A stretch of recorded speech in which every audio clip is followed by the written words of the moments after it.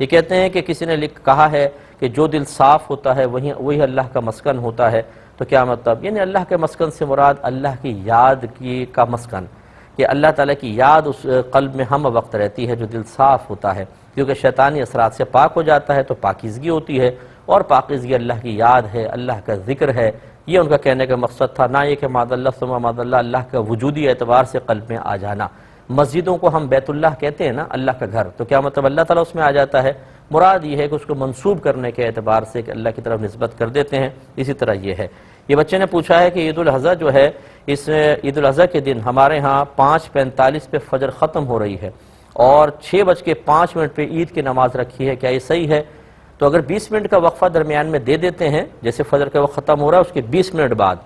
آپ عید کی نماز کرنا چاہیں بالکل کر سکتے ہیں، بلا کراہت جائز، اور اس لیے کر دیتے ہیں تاکہ لوگوں نے قربانی کرنی ہوتی ہے جلدی جا کے کر لیں، تو یہ بالکل صحیح ہے۔ ایک انہوں نے پوچھا کہ کیا قربانی کی کھال بطور اجرت دے سکتے ہیں؟ بالکل نہیں دے سکتے۔ اگر قصائی نے یہ کہا ہے کہ جی 12,000 لوں گا، آپ نے کہا نہیں بھائی 10,000 دیں گے، اس نے کہا چلو 10,000 دے دینا، کھال بھی لے لوں گا، یہ سمجھ لیں اجرت طے ہو رہی ہے، یہ بالکل شرعاً جائز نہیں ہے، کھال کو بطور اجرت نہیں دے سکتے ہیں، یاد رکھیے گا۔ یہ کہتے ہیں کسی نے طلاق دی ایک ماہ میں، پھر رجوع کر لیا، پھر دوسرے ماہ میں دوسری طلاق دی، پھر رجوع کر لیا، تو یہ 2 ہوئیں یا 1 ہوئیں؟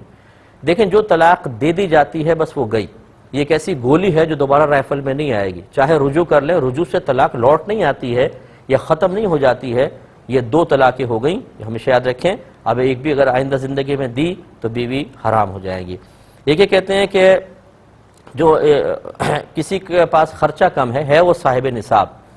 جو مال اس کے پاس ہے وہ پورے مہینے اس کا ارادہ ہے کہ وہ گھر میں خرچ ہوگا، تو کیا حکم شرع ہوگا؟ دیکھیں مثال کے طور پہ پہلے دن ہی تنخواہ مل گئی، سیلری مل گئی، 60 70 80 ہزار لاکھ بھی ہے فرض کر لیں، اور آپ سمجھتے ہیں کہ پورے مہینے کے اندر یہ خرچ ہو جائے گا، تو یہ حاجت اصلیہ میں مستغرق مال کہلائے گا اس شخص کے اوپر، اور مال اگر نہیں ہے تو اس کی وجہ سے قربانی واجب نہیں کریں گے۔ ہاں اگر امید ہے کہ 50,000 خرچ ہوگا، 50,000 بچے گا اور یہ 52.5 تولہ چاندی کے برابر بن رہا ہو تو پھر قربانی لازم ہوگی۔ یہ کہتے ہیں گھر ہے جس میں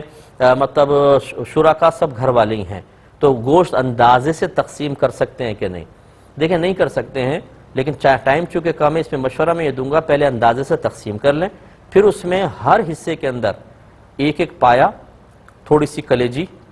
دم کا حصہ، اس طرح یعنی ملا دیں، ایسی چیز ملا دیں جس پر گوشت کا لفظ نہیں بولا جاتا، جیسے کلیجی، اس کو گوشت نہیں کہتے۔ اگر میں کہوں بازار سے 1 کلو گوشت لیا اور آپ کلیجی لے آئیں تو یہ میرا حکم گویا کہ میں نے نہیں منگوایا، یہ آپ کی طرف سے خریداری ہوگی، ایسی پائے پہ گوشت کا اطلاق نہیں ہوتا۔ تو گوشت کے ساتھ غیر ہم جنس کو شامل کر دیں، پھر اندازے سے آپ تقسیم کر لیں، بالکل صحیح ہے۔ تمام میں نے جو سننے والے ان سب کو عرض کرتا ہوں کہ گوشت کی تقسیم ایسی کیجیے، ورنہ برابر تقسیم واجب ہے، اس میں غیر گوشت شامل کر لیں، جو میں نے بتایا سری، پائے، گردے، پھیپڑے اور مطلب بھیجا، اسی طریقے سے کھال، اگر ٹکڑے ہو گئی ہے تو کھال بھی رکھ دیں، تو یہ سمجھ لیجئے کہ آپ نے گوشت ایک جنس ہے اور دوسری چیز دوسری جنس ہے، اب اس کو آپس میں آپ لے دے سکتے ہیں، اس میں کوئی حرج نہیں ہے۔